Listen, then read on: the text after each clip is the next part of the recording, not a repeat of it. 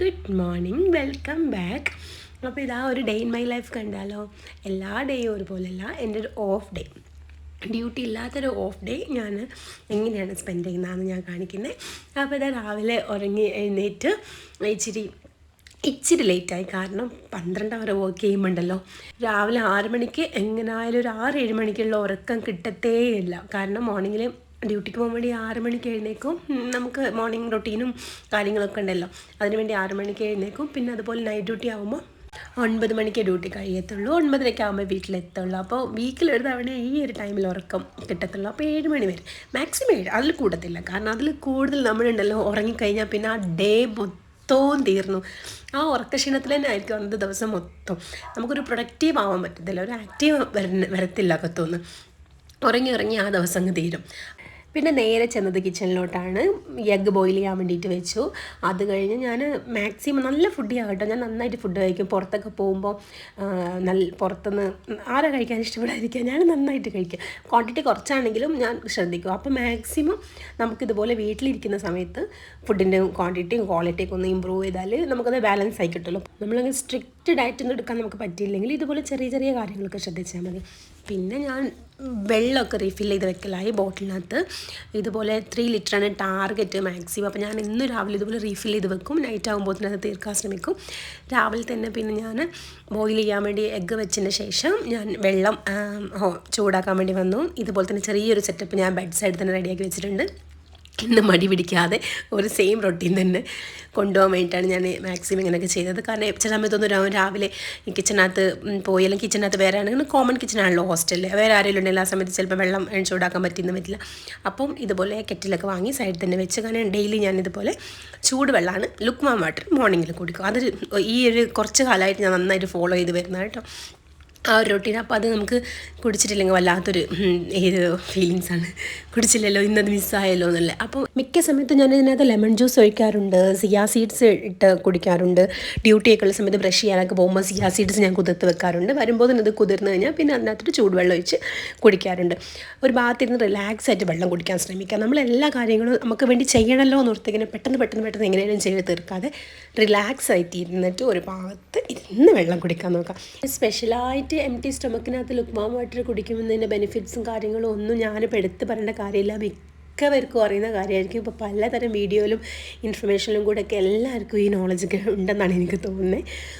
പിന്നെ ഇതാ ഞാൻ ഇച്ചിരി സമയം നടക്കാനായിട്ട് ഇറങ്ങലായി. ഞാൻ രാവിലെ പറഞ്ഞ പോലെ തന്നെ ഈ സമയമൊന്നും അധികം അങ്ങനെ കാണാറില്ല, രാവിലെ പോകുന്നത് കൊണ്ടും പിന്നെ 9:30 ആകുമ്പോൾ വരുന്നത് കൊണ്ട് ഈ മോർണിംഗിലൊക്കെ ഒന്ന് പുറത്തൊക്കെ ഒന്ന് പോയി കാണാൻ മിക്ക സമയത്തും പറ്റാറില്ല. അപ്പം മാക്സിമം പറ്റുന്ന സമയത്ത് ഞാനിങ്ങനെ ഈ രാവിലെ ടൈം തന്നെ നടക്കാനായിട്ട് ഇറങ്ങും. ഡ്യൂട്ടിയൊക്കെ ഉള്ള സമയത്ത് ഡ്യൂട്ടി കഴിഞ്ഞ് വന്നൊരു 9:30 വന്ന് ഡ്രസ്സൊക്കെ മാറി താഴെ ഒന്ന് നടക്കാൻ വേണ്ടി പോകും കുളിക്കുന്നതിന് മുന്നേ.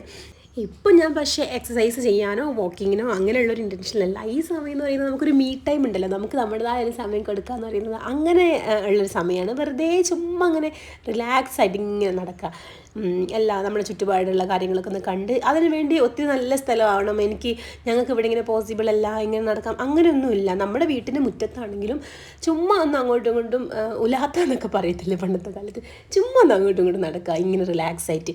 അപ്പം ഉണ്ടല്ലോ, ഇപ്പം ഞാനൊരു ടിപ്സ് വേണമെങ്കിൽ പറഞ്ഞു. നമുക്കിപ്പോൾ ഒത്തിരി ടെൻഷൻ അല്ലെങ്കിൽ എന്തെങ്കിലും ഫ്യൂച്ചറിനെ കുറിച്ച് എന്തെങ്കിലും ഒരു കാര്യം നമ്മൾ പ്ലാൻ ചെയ്യുമ്പോൾ നമ്മൾ ഒരു കുത്തിയിരിപ്പിന് ഞാൻ ഈ ഒരു കാര്യത്തിന് തീരുമാനം ഉണ്ടാക്കിയിട്ടേ ഇവിടുന്ന് ഈ ഒരു ഇപ്പം എനിക്കൊരു വിത്തിൻ 1 hour കൊണ്ട് തന്നെ എനിക്ക് ഈ കാര്യം സോൾവ് ചെയ്യണം അങ്ങനെ നമ്മൾ വിചാരിക്കുമ്പോണ്ടല്ലോ, നമുക്ക് നമ്മൾ തോട്ട്സ് ഒന്നും നമ്മുടെ മനസ്സിൽ വരത്തില്ല. പകുതി നമുക്ക് ടെൻഷന് അല്ലെങ്കിൽ ഈ ഫ്യൂച്ചറിന് എന്താവും, ഞാൻ ചെയ്ത പ്ലാൻ നടക്കുമോ, അങ്ങനെയൊക്കെയുള്ള പല കാര്യങ്ങളുണ്ടാകുമ്പോൾ നമുക്ക് നല്ല തോട്ട്സ് ഒന്നും വരില്ല. അപ്പോൾ നമ്മൾ എന്തൊക്കെ ആ സമയത്ത് ഇരിക്കുകയാണെങ്കിൽ ഒന്ന് എണീറ്റ് നടക്കുകയാണെങ്കിൽ നമ്മൾ വേറെ എന്തെങ്കിലും ഒരു ഹോബീസിലോട്ട് നമ്മുടെ മൈൻഡിനെ ഡൈവേർട്ട് ചെയ്യുക. കുറച്ച് സമയത്തിന് എന്നിട്ട് ഫ്രീ ആയിട്ട് ഒന്ന് ഇങ്ങനെ നടന്ന് നമുക്ക് അതിനെക്കുറിച്ച് ചിന്തിക്കാം എന്ത് ചെയ്യണം. അപ്പോൾ നല്ല തോട്ട്സും സോൾവ് ചെയ്യാനുള്ള നല്ല കാര്യങ്ങളൊക്കെ നമ്മുടെ മനസ്സിൽ വരും കേട്ടോ. എനിക്ക് അങ്ങനെ ഫീൽ ചെയ്തിട്ടുണ്ട്. ഒന്ന് റിലാക്സ് ആകുമ്പോൾ ഞാൻ അങ്ങനെ കിടന്ന് പെടച്ച് എന്തെങ്കിലും ടെൻഷനിൽ എന്തെങ്കിലും ചെയ്യുമ്പോൾ ഞാൻ ആകെ അത് കൊള്ളാക്കുള്ളതിലും എന്ത് കാര്യമാണെങ്കിൽ ചെറിയ കാര്യമാണെങ്കിൽ പോലും, അല്ലെങ്കിൽ എന്തെങ്കിലും മനസ്സിൽ എന്തെങ്കിലും ഒരു വിഷമോ ആരെങ്കിലൊക്കെ എന്തെങ്കിലും പറഞ്ഞു, അല്ലെങ്കിൽ എന്തെങ്കിലും നമുക്ക് ഇഷ്ടപ്പെടാത്ത കാര്യങ്ങൾ കേൾക്കുമ്പോൾ നമ്മൾ അതിനെക്കുറിച്ച് തന്നെ ചിന്തിച്ചിരിക്കും. അപ്പോൾ പോട്ടെ, നമ്മളിങ്ങനെ പുറത്തിറങ്ങിയിട്ട് ഇതെന്നല്ല ലൈഫ് എന്നങ്ങ് വിചാരിച്ച് നമ്മളിങ്ങനെ കുറച്ച് നമുക്ക് റിലാക്സ് ആയിട്ട് ഇങ്ങനെ നമുക്ക് നമ്മളതായ സമയം കൊടുത്ത് നമ്മുടെ കാര്യങ്ങൾ ആലോചിച്ചിങ്ങനെ നടക്കുമ്പോൾ ഭയങ്കര രസമായിട്ടോ. പിന്നെ എല്ലാവർക്കും അറിയുന്ന കാര്യങ്ങളായിരിക്കും, എന്നാലും ഞാൻ ജസ്റ്റ് ഒന്ന് പറയുന്നതേ ഉള്ളൂ. പിന്നെ ഇതാ ഞാൻ വന്ന് ഒരു ഓറഞ്ചും കൂടി ബ്രേക്ക്ഫാസ്റ്റിന് കൂടെ കഴിക്കാമെന്നായി. കാരണം ഇത് മിക്കതും മിഡ് മോർണിംഗ് സ്നാക്ക് ആയിട്ടാണ് സാധാരണ എല്ലാവരും ഫ്രൂട്ട്സൊക്കെ കഴിക്കുക ബ്രേക്ക്ഫാസ്റ്റ് കഴിഞ്ഞൊരു 11 മണി 12 മണിയൊക്കെ ആകുമ്പോൾ. പക്ഷേങ്കിൽ എൻ്റെ ടൈം അനുസരിച്ചാണ് ഞാൻ കഴിക്കുന്ന ഒരു സമയം കണ്ടെത്തി. കാരണം രാവിലെ ഡ്യൂട്ടിയുള്ള സമയത്ത് 11 മണി 12 മണി എന്നൊക്കെ പറയുന്നത് നല്ല ബിസി ആയിരിക്കുന്ന സമയം. അപ്പോഴൊന്നും നമുക്ക് ഫ്രീ ആയി കഴിക്കാൻ പറ്റത്തില്ല. അപ്പോൾ മിക്കതും ഞാൻ ബ്രേക്ക്ഫാസ്റ്റിൻ്റെ കൂടെ കഴിക്കാൻ ശ്രമിക്കും. അല്ലെങ്കിൽ പിന്നെ ഈവനിങ്ങിൽ കഴിക്കും. ഈവനിങ്ങിൽ ടീ ടൈം ആ ടൈമിലൊക്കെ കഴിക്കാൻ ശ്രമിക്കും. ചിലർക്ക് മോർണിംഗിലൊക്കെ ഈ ഓറഞ്ച് ടൈപ്പ് ഓഫ് ഫ്രൂട്ട്സ് കഴിക്കുമ്പോൾ അസിഡിറ്റിയുടെ പ്രോബ്ലംസ് അങ്ങനെയൊക്കെ പറയുന്നുണ്ടായിരുന്നു. പക്ഷേ നമ്മൾ മോർണിംഗിൽ എംപ്റ്റി സ്റ്റൊമക്കിൽ ഡയറക്റ്റ് എഴുന്നേൽക്കുമ്പോൾ അല്ല നമ്മൾ കഴിക്കുന്നത്. വെള്ളം കുടിച്ചു, പിന്നെ വാക്ക് ചെയ്തു, പിന്നെ എഗ്ഗിൻ്റെ കൂടെ നമ്മൾ കഴിക്കുന്നത്. അപ്പോൾ എനിക്ക് അങ്ങനത്തെ പ്രശ്നം ഇതുവരെ ഉണ്ടായിട്ടില്ല. സീസൺ ഫ്രൂട്ട്സും കൂടി ആണല്ലോ, ഇപ്പോൾ ഓറഞ്ചിൻ്റെ സീസൺ ആണല്ലോ. അപ്പോൾ മാക്സിമം നമുക്ക് സീസണിൽ അവൈലബിൾ ആവുന്ന ഫ്രൂട്ട്സ് നമ്മൾ ഡയറ്റിൽ ഇൻക്ലൂഡ് ചെയ്യാൻ ശ്രമിക്കുക. അഫോർഡബിളും കൂടി ആയിരിക്കും ആ ടൈമിൽ. സീസൺ ആകുമ്പോൾ നല്ല അഫോർഡബിളായിട്ട് കിട്ടും. പിന്നെ ഇതാ എഗ്ഗൊക്കെ ഞാനിങ്ങനെ കട്ട് ചെയ്യലാണ്. അപ്പോൾ നിങ്ങൾ വിചാരിക്കും ഞാൻ ഒറ്റക്കല്ലേ, എനിക്കങ്ങനെ എഗ്ഗ് അങ്ങനെ തന്നെ കടിച്ച് കഴിച്ചാൽ പോരെയൊന്നും പറ്റത്തില്ല. നമുക്ക് നമ്മൾ വീട്ടിൽ വിരുന്നവരൊക്കെ വരുമ്പോൾ അടിപൊളിയായിട്ടല്ലേ ഫുഡൊക്കെ പ്രസൻറ്റേഷൻ ചെയ്ത് വെക്കുന്നേ. നമ്മൾ ഇങ്ങനെ നല്ല അടിപൊളിയായിട്ട് കട്ടൊക്കെ ചെയ്ത് നല്ല രസമുള്ള പാത്രങ്ങളൊക്കെ യൂസ് ചെയ്ത് ടേബിളിൽ അതിങ്ങനെ വെക്കുക. അപ്പോൾ അതേ ഒരു സാറ്റിസ്ഫാക്ഷൻ നമുക്കും വേണ്ടേ കഴിക്കുമ്പോൾ. അത് മാത്രമല്ല കേട്ടോ, ഇതൊരു ടിപ്സും കൂടിയാണ്. ഇപ്പം ഞാനത് അങ്ങനെ തന്നെ കഴിക്കുമ്പോഴല്ലോ ഞാൻ വിചാരിക്കും, ഞാൻ പെട്ടെന്ന് കഴിച്ചു കഴിഞ്ഞു, എനിക്ക് വിശക്കുന്നുണ്ട്, ഒന്നും ആയില്ല എന്നുള്ളൊരു തോന്നലുണ്ടാവും. അപ്പോൾ നമ്മൾ വീണ്ടും എന്തെങ്കിലുമൊക്കെ ഓവർ ഈറ്റിങ് ചെയ്യും.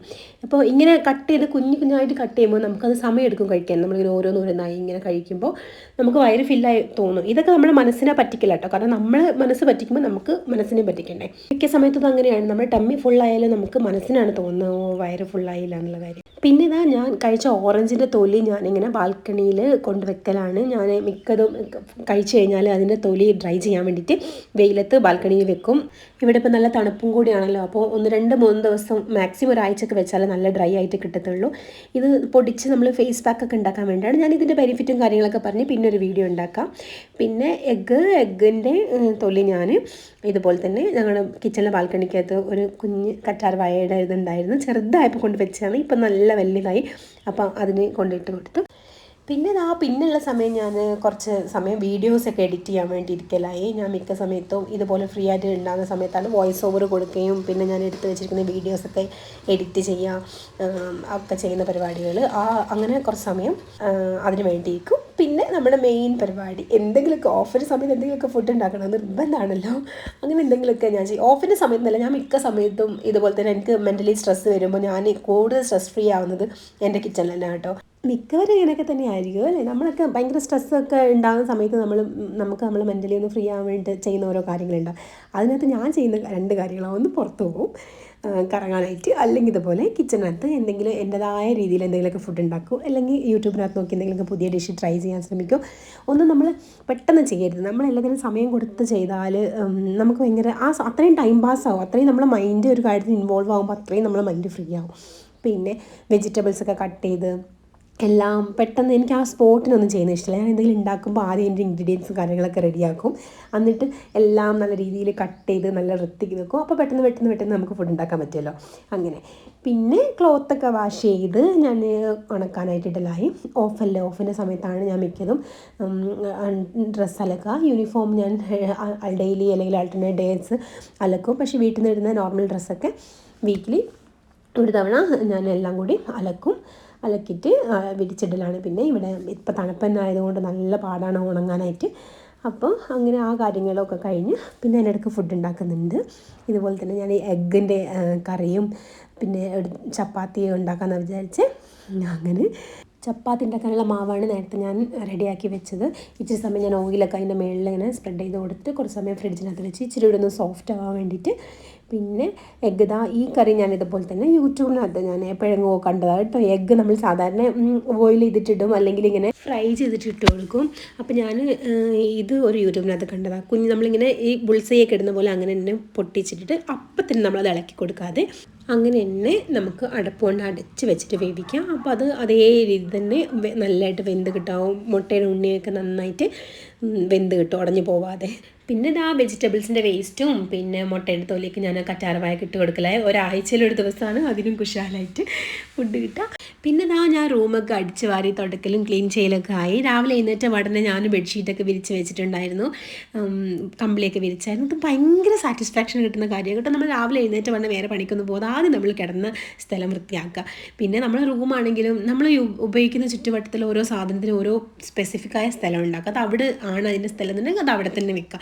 മാക്സിമം അങ്ങനെ നമ്മൾ ഡെയിലി റൊട്ടീനിൽ കൊണ്ടുപോകുമ്പോണ്ടല്ലോ അതങ്ങനെ തന്നെ നമുക്ക് വലിയ പണിയൊന്നും ഉണ്ടാവില്ല. ഓഫിൻ്റെ ദിവസം മിക്ക ദിവസം നല്ല ക്ലീൻ ആയിട്ട് തന്നെ നമ്മുടെ റൂമിൽ ഇരിക്കും. പിന്നെ കോമൺ ആയിട്ടുള്ള ഡൈനിങ് ഹാളും നമ്മൾ ഇരിക്കുന്ന സോഫ അതൊക്കെ ക്ലീൻ ആക്കലാണ്. ഓഫിൻ്റെ ഡേ എല്ലാവരും അത് ചെയ്യും. പിന്നെ ഇങ്ങനെ ക്ലീൻ ആയിട്ടിരിക്കുമ്പോഴേ നമുക്ക് ഭയങ്കര നമ്മുടെ മനസ്സിന് നമുക്ക് തോന്നും പകുതി പണി തീർന്നുള്ളൊരു തോന്നലായിരിക്കും. നമുക്ക് ഭയങ്കര സാറ്റിസ്ഫാക്ഷൻ കിട്ടും. പിന്നെ അപ്പോഴത്തേനും എൻ്റെ കറിയൊക്കെ റെഡിയായി. ഞാൻ വിചാരിച്ച പോലെയൊന്നും ആയിട്ടില്ല, എന്നാലും ഏകദേശം അത് റെഡിയായി. പിന്നെ ഞാൻ ഇതിനിടയ്ക്ക് കുളിക്കാൻ പോയി വാഷ്റൂമൊക്കെ ക്ലീൻ ആക്കി വന്നതിന് ശേഷമാണ് ഞാൻ പിന്നെ ചപ്പാത്തിയുടെ മേക്കിംഗ് പ്രോസസ്സിലോട്ട് കടന്നത്. എൻ്റെ റൂംമേറ്റിന് ഈവനിങ് ഡ്യൂട്ടിയാണ്. അവൾ 4 മണിയാകുമ്പോൾ ഡ്യൂട്ടി കഴിഞ്ഞ് വരുമ്പോൾ ഒരുമിച്ച് കഴിക്കാമെന്ന് വിചാരിച്ച്. രാവിലെ ഞാൻ എഗ്ഗ് കഴിച്ചുകൊണ്ട് തന്നെ എനിക്ക് ഒത്തിരി വിശക്കുന്നൊന്നുമില്ലായിരുന്നു. അപ്പോൾ പിന്നെ ഓരോ കാര്യങ്ങൾ ഇങ്ങനെ ഇൻവോൾവ് ആകുമ്പോൾ സമയം പോയതൊന്നും ഞാൻ അറിഞ്ഞില്ല. അങ്ങനെ പിന്നെ ചപ്പാത്തി ഉണ്ടാക്കാമെന്ന് വിചാരിച്ചു. ഇത് ഞാൻ പൊറോട്ടപ്പത്തിരി ഉണ്ടാക്കാമെന്ന് വിചാരിച്ചു കേട്ടോ. പൊറോട്ട ചപ്പാത്തി എന്നൊക്കെ പറയും നമ്മൾ കോഴിക്കോട്. ഇത് പണ്ടെങ്ങാനും ഞാൻ കഴിച്ചിട്ടുണ്ട്, ഉമ്മ ഉണ്ടാക്കുന്നത് ഞാൻ കണ്ടിട്ടുണ്ട്. അപ്പോൾ അത് നോക്കിയിട്ട് ട്രൈ ചെയ്യാമെന്ന് ഞാൻ വിചാരിച്ചേ. അത്രയ്ക്ക് അങ്ങോട്ട് പെർഫെക്റ്റ് അതെനിക്ക് മിക്കതും അങ്ങനെ പെർഫെക്റ്റ് ആവില്ല, പക്ഷേ നല്ല ടേസ്റ്റ് അതുപോലെ ഉണ്ടാവും. ഉമ്മ ഉണ്ടാക്കുമ്പോൾ നല്ല രസമായിരുന്നു, നല്ല ലെയറായിട്ടൊക്കെ കിട്ടുമായിരുന്നു. പിന്നെ ഞാൻ പ്രത്യേകിച്ച് യൂട്യൂബിലൊന്നും നോക്കാനൊന്നും നിന്നിട്ടില്ല. അങ്ങനെ എനിക്ക് പിന്നെ തോന്നി ഞാൻ ജസ്റ്റ് ഒന്ന് ഉണ്ടാക്കുന്നതിന് മുന്നേ എനിക്ക് ഉമ്മാനോടൊന്നുകൂടി ചോദിച്ചിട്ടുണ്ടായിരുന്നെങ്കിൽ നല്ലതായിട്ട് ഉണ്ടാക്കാൻ പറ്റിയേനെ, അല്ലെങ്കിൽ യൂട്യൂബിനകത്തൊന്നും നോക്കിയാൽ നല്ലതായിട്ട് ഉണ്ടാക്കാൻ പറ്റിയെന്ന് തോന്നി. പക്ഷേ എന്നാലും എനിക്ക് ഓർമ്മയുള്ള രീതിയിൽ ഞാൻ ഉണ്ടാക്കി. നമ്മളിങ്ങനെ ആദ്യം ചപ്പാത്തി പരത്തുന്ന പോലെ പരത്തിയിട്ട് പിന്നെ ഒരു ബ്രഷ് വെച്ച് ഓയിലിങ്ങനെ തൂത്ത് കൊടുത്ത് ഉണ്ടാക്കലാണ് അതിൻ്റെ പ്രോസസ്സ്. ഇത് ഉമ്മ ഈ വീഡിയോ കാണുകയാണെങ്കിൽ ഉണ്ടല്ലോ ഞാൻ ഇതിനകത്ത് എന്താ മിസ്റ്റേക്ക് ഉണ്ടാക്കിയെന്ന് എങ്ങനെ ഉണ്ടാക്കേണ്ടതെന്ന് കമൻറ്റ് ചെയ്തേക്കണം ഉമ്മ. പിന്നെ ഒരു കത്തി വെച്ച് നമ്മളിങ്ങനെ കട്ട് ചെയ്തിട്ട് അതിങ്ങനെ ലെയറായിട്ട് ഇങ്ങനെ മടക്കിയിട്ടാണ് പിന്നെ അതൊന്നുകൂടി നമ്മൾ കൈവച്ച് നിവർത്തി വീണ്ടും പരത്തും. അങ്ങനെയാണ് ഉണ്ടാക്കിയതാണ് എൻ്റെ ഓർമ്മ. ഞാൻ അങ്ങനെ തന്നെയാണ് ഏകദേശം ഉണ്ടാക്കിയത്.